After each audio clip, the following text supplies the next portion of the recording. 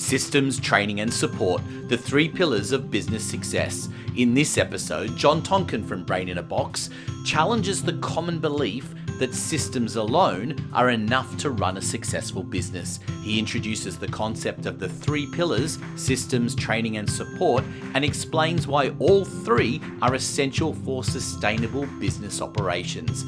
You'll discover why the give it to someone off the street approach to systems often fails. Learn about the cake box simple principle and understand how to balance systematic processes with expertise. Perfect for business owners who want to build robust, scalable operations that maintain consistent quality. I'm your co-host Anthony Pearl, and this is the Systems from the Box podcast. Let's start unpacking. John, I wanted to examine this topic of systems training support.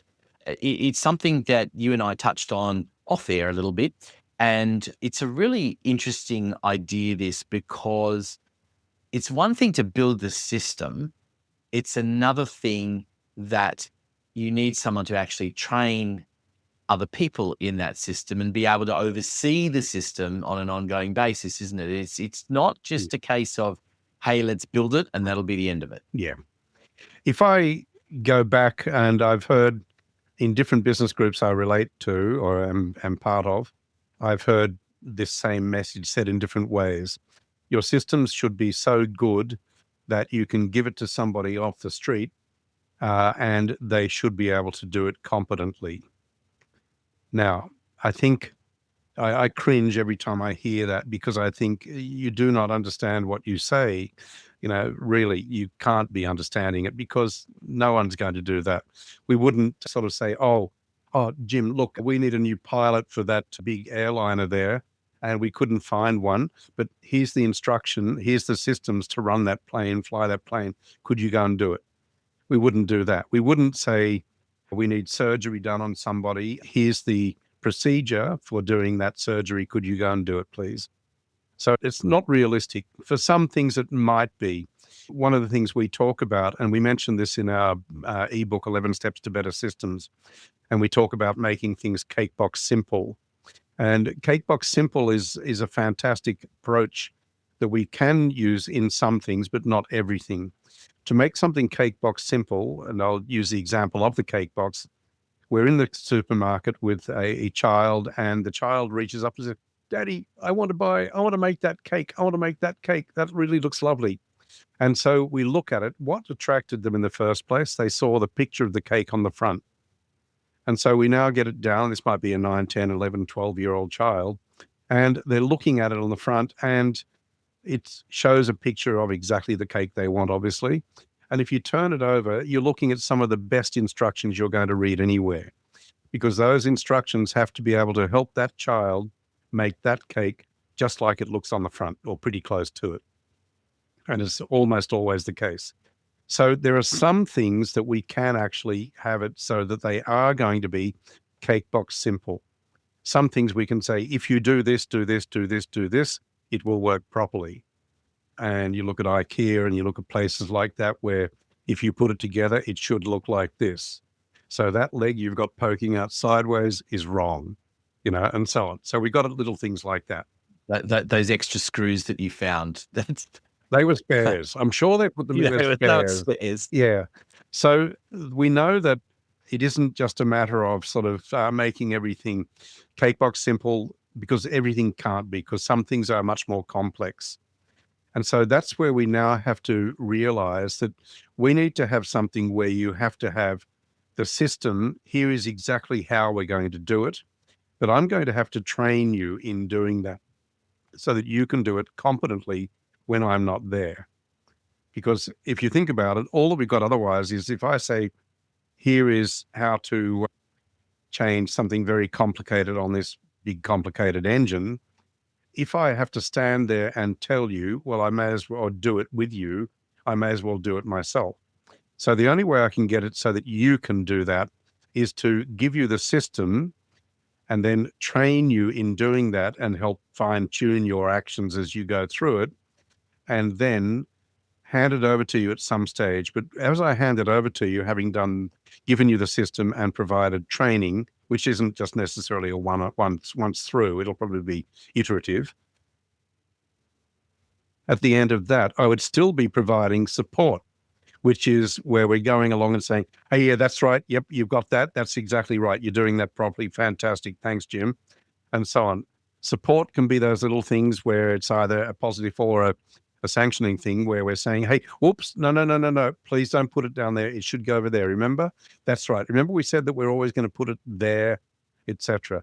All those little things that make it work. And if we think about it, if we were showing a child, maybe not with that cake, but maybe with that cake, how to use the Mixmaster machine, the cake mixer or the mixer, using something like that, we're likely to say, all right, now don't go too fast, otherwise it'll be everywhere.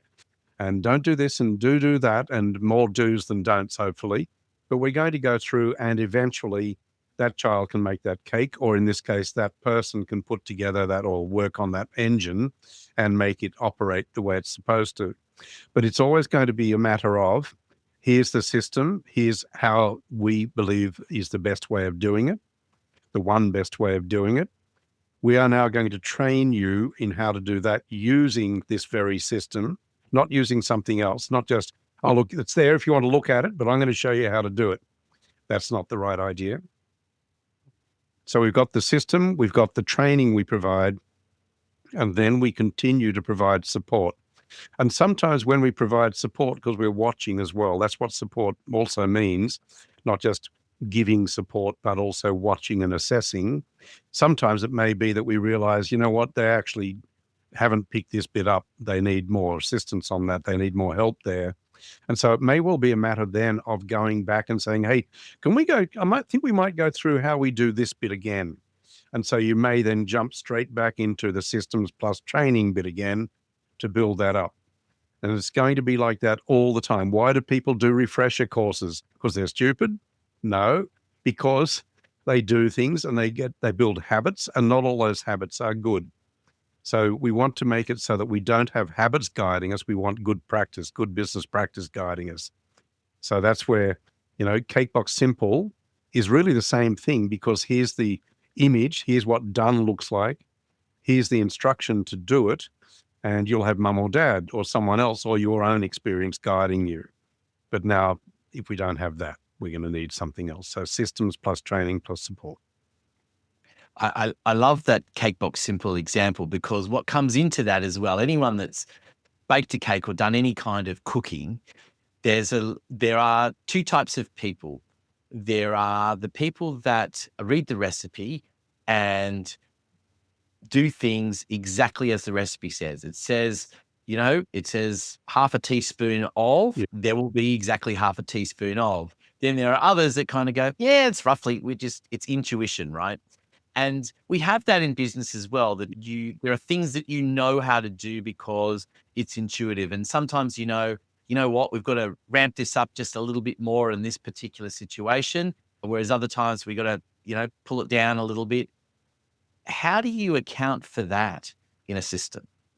That there's always going to be that bit which is expertise. And I think I'd come straight back to that. So if we're doing something, like if we're making coffee, if we're training to be a barista, if you train to be a barista, it's going to say, oh, for this grinder and for this machine, we've calibrated the grinder, by the way, and it's calibrated and it's going to give you a shot in 32 seconds, et cetera, or whatever it might be. And it will be perfect. I'm just making the numbers up. But it'll be perfect if you do that. But then that might have been done on a fairly dry day, but on a humid day, the coffee will be slightly different potentially. And so the grind might have to change a little bit. The grind might have to be a little bit coarser and so on. And I don't know, I could have said it the wrong way around, but there may be something that changes there. So there's always that little bit of expertise that's going to come into the game somewhere. And we do it with woodworking. If you are working with wood, you've got the grain in the wood. And you've got to select the timber, not just by the length and the width and the thickness and all the rest of it, but by the grain to make sure that you can cut it the right way and do the right things with it. There's always going to be that little bit of expertise in there that means that it'll work out properly. I made a chili con carne last night, and it was very nice, thank you. But when we were doing it, my wife said, "Oh, John, that's way too hot, way too spicy," and so on. And I said, "Don't worry, by the time it's cooked out, a lot of the heat will have gone." And indeed, by the time, not a lot, but some of the heat had gone. And so, it ended up being that way. But if I had just gone by the measure would have been correct if somebody else knew the same thing, obviously. But just by going by the taste when you make it isn't the taste when you serve it.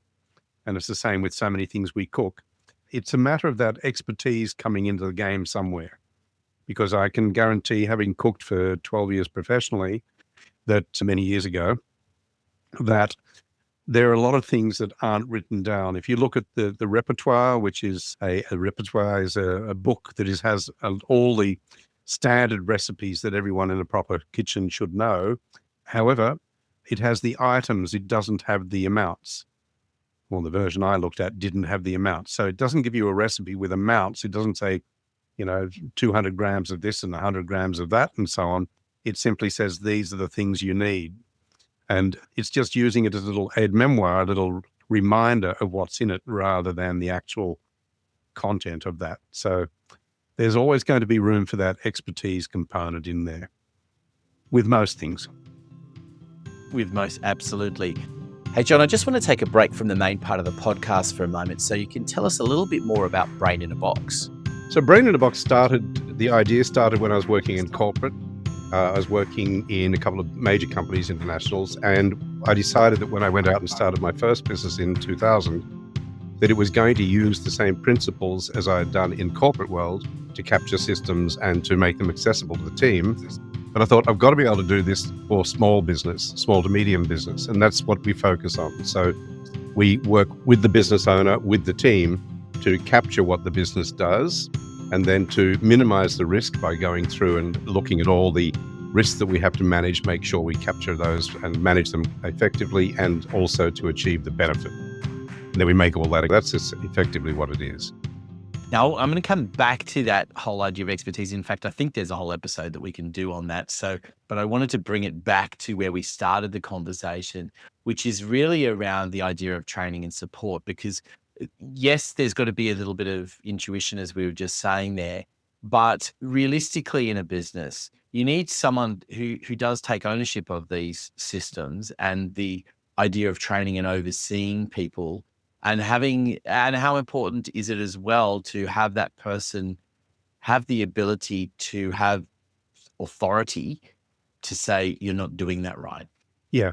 Okay. And this comes to another point, which isn't maybe the point we want to talk about right now, but I'll come to it anyway. Confront every breach. So we might just come back to that in a little while. But when we have people doing anything, when we're training them, we train them to a standard. We train people to make this thing, whatever this thing is, this loaf of bread, it's made to a standard. So the standard that we may expect from somebody at the beginning may not be the standard we expect of the expert. So somebody who's making their first sourdough is probably going to have a fairly dense, heavy loaf of bread that someone says, "Oh, Jimmy, that's lovely. That's fantastic." And so on. Whereas after Jimmy's been making that bread for a couple of months and he's actually started to get it perfected now, when we say, "Oh, Jimmy, that's lovely. That's fantastic," it probably is, because there's that skill that's come from doing it over and over again. Because as we go along, obviously even if we're doing what we think is exactly the same thing, we'll do it with that little bit more finesse. We'll do something in there that will have that little bit of expertise coming through.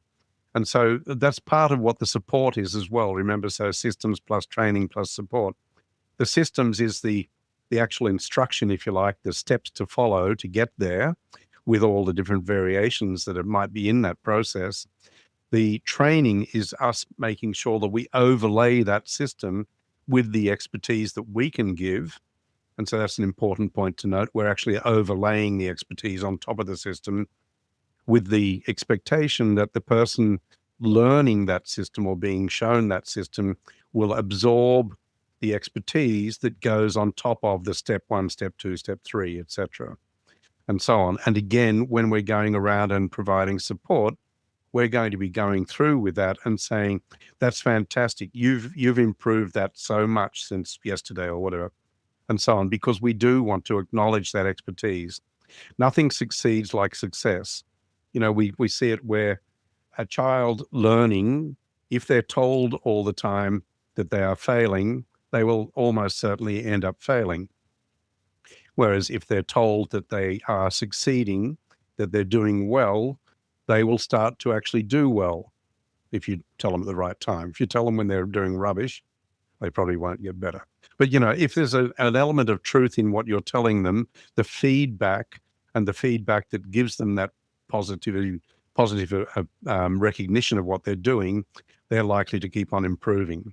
So the expertise is that overlay over the top of systems plus training plus support.